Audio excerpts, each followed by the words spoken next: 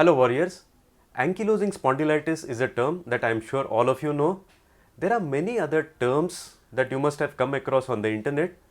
Seronegative spondyloarthropathy, spondyloarthritis, axial spondyloarthritis, axial spondyloarthropathy.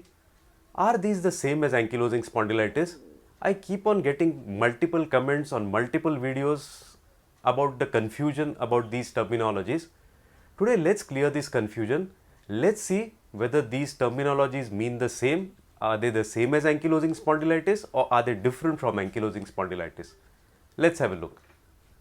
Terms ankylosing spondylitis, seronegative spondyloarthritis, axial spondyloarthritis have evolved due to a better understanding of this disease and due to the availability of newer diagnostic modalities.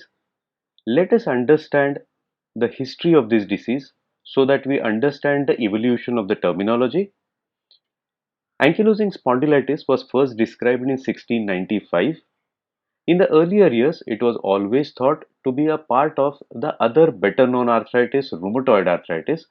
In fact, this was called as rheumatoid spondylitis since it involved not only multiple joints but also the sacroiliac joints and the vertebral joints. In 1940, rheumatoid factor was discovered. This is where this course of understanding changed. Rheumatologists started believing that this is a different form of arthritis because in these warriors, rheumatoid factor was negative and there was involvement of the sacroiliac joint, vertebral joints, which was not common in rheumatoid arthritis. In 1963, American Rheumatism Association realized that this is a different entity and separated ankylosing spondylitis from rheumatoid arthritis. The discovery of HLA-B27 and its association with ankylosing spondylitis further confirmed this differentiation between ankylosing spondylitis and rheumatoid arthritis. 1974 saw the introduction of the term seronegative spondyloarthritis. What, what does this entire group of seronegative spondyloarthritis or spondyloarthritis comprise of? 1. Psoriatic arthritis, the arthritis that is associated with a skin condition psoriasis. Reactive arthritis, in which one has urinary, genitourinary or bowel infection followed by arthritis. Third, IBD associated arthritis, in which one has inflammation in the gut lining called Crohn's disease or ulcerative colitis, and the arthritis associated with this inflammatory bowel disease. Next, undifferentiated spondyloarthropathy. This is a condition in which a warrior has isolated features of spondyloarthritis like dactylitis, enthesitis, but does not have the complete picture to be diagnosed as spondyloarthritis.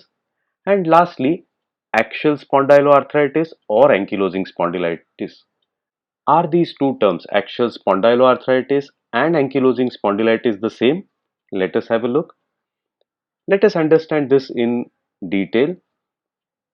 How is ankylosing spondylitis diagnosed? Initially, the diagnosis of ankylosing spondylitis was based on modified New York criteria.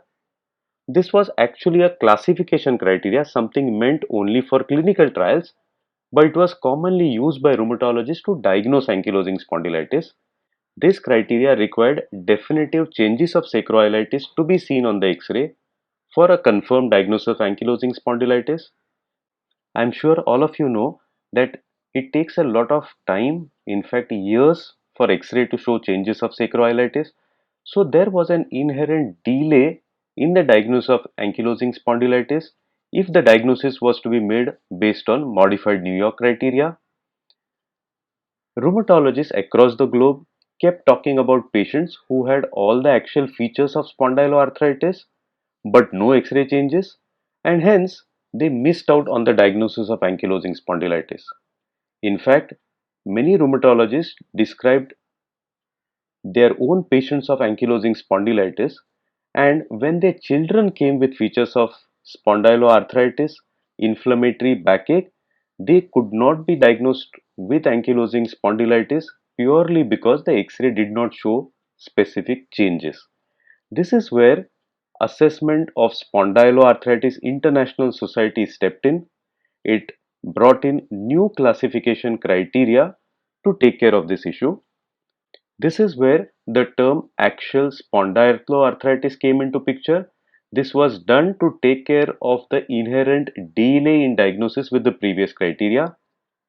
With the help of these criteria, patients with chronic back pain more than 3 months and age of onset less than 45 years could be diagnosed with axial spondyloarthritis if either the MRI or the X-ray showed changes of spondyloarthritis, sacroiliitis, and if they had an additional feature suggestive of spondyloarthritis. Axial spondyloarthritis has two stages, as you can see here, non-radiographic stage and a radiographic stage.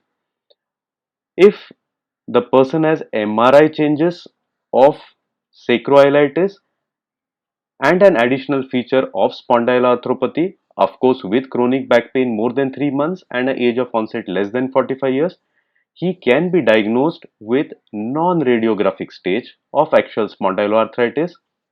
If a person has obvious sacroiliitis on the X-ray as can be seen here, then he can be diagnosed with the radiographic stage of axial spondyloarthritis. This radiographic stage of axial spondyloarthritis is called as ankylosing spondylitis.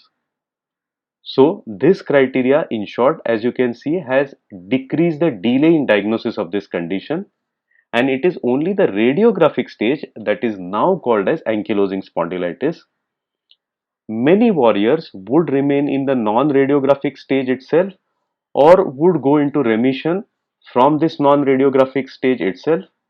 A few of them can progress from the non-radiographic stage to the radiographic stage. Thank you, warriors, for joining us for this video. Let us meet again next week, next Sunday, with another interesting video about ankylosing spondylitis. Thank you.